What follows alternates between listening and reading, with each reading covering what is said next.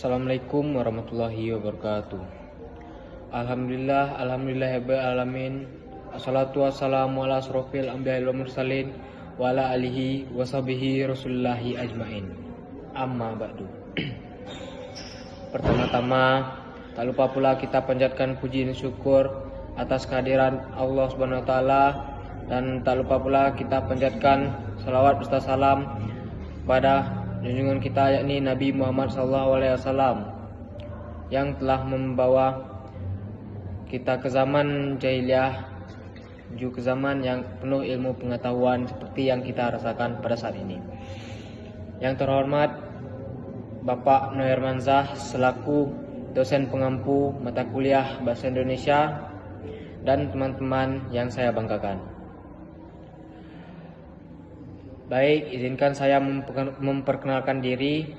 Nama saya M. Fikra Habibullah, NPM A1H0250035 dari Prodi Pendidikan Jasmani, Universitas Bengkulu. Baik, di sini saya akan menjelaskan materi-materi yang telah kami pelajari dari pertemuan 1 sampai pertemuan terakhir yang telah diajari bersama Bapak Noher Manzah. Di pertemuan pertama, kami mempelajari tentang hakikat dan perkembangan bahasa Indonesia.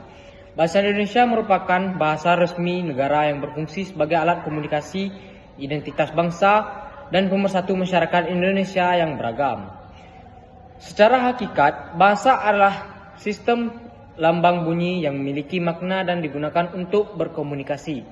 Bahasa memiliki beberapa sifat, yaitu bersifat sistematis karena memiliki aturan, simbolik karena menggunakan lambang, serta dinamis karena terus berkembang mengikuti zaman. Bahasa Indonesia sendiri berasal dari bahasa Melayu yang sejak dulu digunakan sebagai bahasa penghubung antar daerah. Kemudian bahasa ini diresmikan sebagai bahasa persatuan pada peristiwa Sumpah Pemuda tahun 1928. Seiring waktu, bahasa Indonesia terus mengalami perkembangan, baik dari segi kosakata maupun ejaan, seperti perubahan dari ejaan lama EYD hingga menjadi PUEBI. Selain itu, muncul juga banyak kata baru yang dipengaruhi oleh perkembangan teknologi dan budaya. Dengan demikian, bahasa Indonesia tidak hanya sebagai alat komunikasi, tetapi juga terus berkembang dan menyesuaikan diri dengan kebutuhan masyarakat. Di pertemuan kedua, kami mempelajari tentang sikap berbahasa Indonesia. Sikap berbahasa Indonesia adalah cara kita menggunakan bahasa Indonesia dengan baik dan benar, dan sesuai dengan situasi. Sikap ini penting karena mencerminkan kepribadian, pendidikan, dan rasa menghargai terhadap bahasa sendiri. Ada beberapa sikap berbahasa yang perlu kita terapkan. Pertama, bangga menggunakan bahasa Indonesia sebagai identitas bangsa. Kedua, menggunakan bahasa sesuai kaidah, terutama dalam situasi formal seperti presentasi atau penulisan ilmiah. Ketiga, bersikap santun dan berbahasa, yaitu tidak menggunakan kata-kata kasar atau menyinggung orang lain. Selain itu, kita juga harus mampu menyesuaikan bahasa dengan situasi. Misalnya menggunakan bahasa santai saat berbicara dengan teman, dan bahasa baku saat berbicara di depan umum. Dengan demikian, sikap berbahasa yang baik, kita tidak hanya dapat berkomunikasi dengan efektif, tetapi juga menunjukkan rasa hormat kepada orang lain serta kebanggaan terhadap bahasa Indonesia. Di pertemuan ketiga, kami mempelajari tentang teks dalam kehidupan akademik. Teks dalam kehidupan akademik adalah bentuk tulisan atau lisan yang digunakan untuk menyampaikan ilmu pengetahuan secara jelas, logis, dan sistematis. Teks ini sering digunakan dalam kegiatan belajar, seperti membuat tugas, laporan, atau penelitian. Teks akademik memiliki beberapa ciri utama, yaitu menggunakan bahasa baku, bersifat objektif, tidak berdasarkan opini pribadi, serta disusun secara runtut dan logis. Selain itu, teks akademik juga harus didukung oleh data dan fakta agar dapat dipercaya. Contoh teks dalam kehidupan akademik antara lain makalah, laporan penelitian, dan artikel ilmiah. Misalnya, saat kita membuat makalah, kita tidak hanya menulis pendapat, tetapi juga harus menyertakan sumber yang jelas.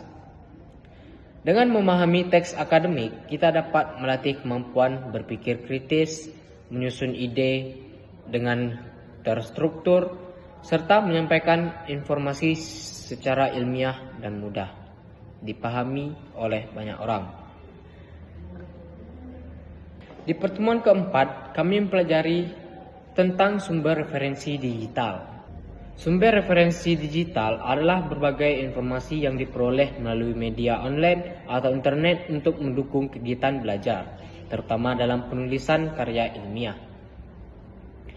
Di era digital saat ini, kita bisa dengan mudah menemukan informasi dari berbagai sumber seperti jurnal online, e-book, website pendidikan, dan artikel ilmiah. Namun, tidak semua informasi di internet dapat dipercaya, sehingga kita harus selektif dalam memilih sumber.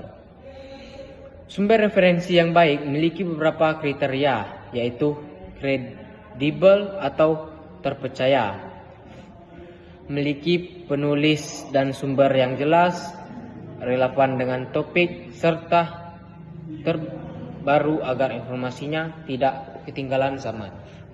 Contohnya menggunakan jurnal ilmiah atau website resmi lebih dianjurkan dibandingkan blog pribadi yang tidak jelas sumbernya. Dengan menggunakan sumber referensi digital yang tepat, kita dapat menghasilkan karya yang lebih akurat, terpercaya, dan dapat dipertanggungjawabkan secara ilmiah. Di pertemuan kelima, kami mempelajari tentang presentasi ilmiah. Presentasi ilmiah adalah kegiatan menyampaikan hasil pemikiran, penelitian, atau karya ilmiah kepada audiens secara jelas, sistematis, dan dapat dipahami. Presentasi ilmiah memiliki beberapa ciri utama, yaitu menggunakan bahasa formal, disusun secara runtun dan terstruktur, serta didukung oleh data dan fakta agar informasi yang disampaikan dapat dipercaya. Dalam melakukan presentasi ilmiah, ada beberapa hal yang perlu diperhatikan. Pertama, menguasai materi sehingga tidak hanya membaca teks. Kedua, menggunakan media pendukung seperti slide yang sederhana dan jelas. Ketiga, menjaga informasi suara, kontak mata, dan kepercayaan diri saat berbicara. Contohnya saat mempresentasikan hasil penelitian, kita cukup menampilkan poin-poin penting di slide, kemudian menjelaskan dengan bahasa sendiri agar audiens lebih mudah memahami. Dengan presentasi ilmiah yang baik, pesan yang disampaikan akan lebih efektif dan mampu menarik perhatian audiens. Di pertemuan ke-6, kami mempelajari proposal kegiatan. Proposal kegiatan adalah rencana tertulis yang disusun sebelum suatu kegiatan dilaksanakan. Proposal ini bertujuan untuk memberikan gambaran yang jelas tentang kegiatan yang akan dilakukan, serta untuk mendapatkan persetujuan dan dukungan baik berupa izin maupun dana. Dalam proposal kegiatan terdapat beberapa bagian penting, yaitu latar belakang yang menjelaskan alasan diadakannya kegiatan, tujuan kegiatan, waktu dan tempat pelaksanaan, serta anggaran biaya yang dibutuhkan. Sebagai contoh, jika kita ingin mengadakan lomba di sekolah, proposal akan berisi tujuan lomba, jadwal pelaksanaan, serta rincian biaya yang diperlukan. Dengan adanya proposal, suatu kegiatan akan menjadi lebih terencana, tertera, dan mudah dipahami oleh pihak yang terlibat. Oleh karena itu, proposal sangat penting dalam memastikan kegiatan dapat berjalan dengan baik dan sesuai rencana. Di pertemuan ketujuh, kami mempelajari tentang laporan kegiatan. Laporan kegiatan adalah bentuk tulisan yang dibuat setelah suatu kegiatan selesai dilaksanakan. Laporan ini berfungsi sebagai bukti pelaksanaan kegiatan serta sebagai bahan evaluasi untuk kegiatan berikutnya. Dalam laporan kegiatan terdapat beberapa bagian penting, yaitu pendahuluan yang berisi latar belakang kegiatan, pelaksanaan kegiatan yang menjelaskan jalannya acara, hasil kegiatan, serta kesimpulan. Contohnya, setelah mengadakan lomba di sekolah, laporan akan berisi jumlah peserta, jalannya lomba, hasil pemenang, serta kendala yang terjadi selama kegiatan berlangsung. Dengan adanya laporan kegiatan, kita dapat mengetahui apakah kegiatan berjalan sesuai rencana atau tidak, serta apa saja yang perlu diperbaiki ke depannya. Oleh karena itu, laporan kegiatan sangat penting sebagai bentuk pertanggungjawaban dan dokumentasi suatu kegiatan. Di pertemuan ke-8, kami mempelajari tentang proposal dan laporan penelitian. Proposal penelitian adalah rencana awal yang disusun sebelum melakukan penelitian. Proposal itu berisi gambaran tentang apa yang akan diteliti, mengapa penelitian dilakukan, serta bagaimana cara melakukannya. Bagian penting dalam proposal penelitian meliputi latar belakang masalah, rumusan masalah, tujuan penelitian, dan metode penelitian yang akan digunakan. Setelah penelitian dilakukan, hasil disusun dalam bentuk laporan penelitian. Laporan ini berisi pendahuluan, metode penelitian, hasil dan pembahasan, serta kesimpulan. Contohnya, jika kita meneliti pengaruh penggunaan HP terhadap belajar siswa, maka proposal berisi rencana penelitian tersebut, sedangkan laporan berisi hasil dari penelitian yang telah dilakukan. Dengan adanya proposal dan laporan penelitian, kita dapat melakukan penelitian secara tertera dan menghasilkan informasi yang dapat dipertanggungjawabkan secara ilmiah. Di pertemuan ke-9, kami mempelajari tentang artikel ilmiah. Artikel ilmiah adalah karya tulis yang berisi hasil penelitian atau kajian berdasarkan ilmu pengetahuan yang disusun secara sistematis dan dapat dipertanggungjawabkan. Artikel ilmiah memiliki beberapa ciri utama, yaitu menggunakan bahasa baku, bersifat objektif, serta disusun secara logis dan terstruktur. Selain itu, isi artikel harus didukung oleh data, fakta, dan sumber yang jelas agar dapat dipercaya. Struktur artikel ilmiah umumnya terdiri dari judul, pendahuluan, metode, dan hasil pembahasan serta kesimpulan. Contohnya, hasil penelitian tentang dampak media sosial terhadap prestasi belajar dapat ditulis dalam bentuk artikel ilmiah dan dipublikasikan di jurnal agar dapat dibaca oleh banyak orang. Dengan adanya artikel ilmiah, pengetahuan dapat disebarkan secara luas dan menjadi referensi bagi orang lain dalam belajar maupun melakukan penelitian. Adapun kesimpulan dari saya, dari seluruh pembahasan yang telah dijelaskan, dapat disimpulkan bahwa pembelajaran bahasa Indonesia dalam kehidupan akademik memiliki peran yang sangat penting dan tidak dapat dipisahkan dari proses pendidikan. Bahasa Indonesia bukan hanya sekedar alat komunikasi, tapi juga berfungsi sebagai sarana berpikir, mengekspresikan ide, serta menyampaikan informasi secara logis dan sistematis.